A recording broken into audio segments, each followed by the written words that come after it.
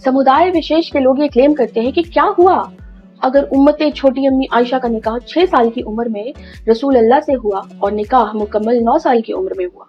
माता सीता की शादी भी तो 6 साल की उम्र में ही हुई थी प्रभु राम से।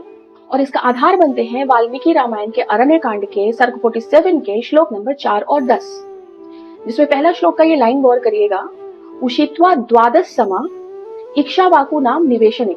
यहाँ रावण से सीता जी कहती हैं कि मैं विवाह के पश्चात 12 साल तक इक्ष्वाकु वंश में प्रभु राम के साथ रही। और 10th श्लोक में कहती हैं कि वन में आते वक्त मेरी उम्र 18 वर्ष की थी और मेरे पति की उम्र 25 वर्ष की थी। तो 18 माइनस 12 हो जाता है 6 और 25 माइनस 12 हो जाता है 13।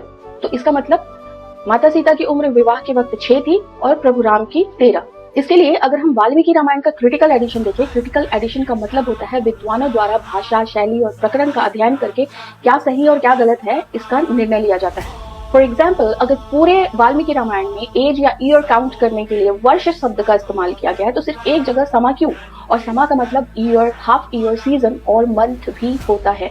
क्रिटिकल एडिशन वाल्मीकि रामायण अरण्य कांड में माता सीता कहती है तत्संवत्सरात ऊर्ध्वा सीता राघवस्य निवेशने। तो यहाँ माता सीता क्लियर कहती है कि विवाह के पश्चात पूरे 1 वर्ष तक मैं राघव के साथ सुखपूर्वक रही।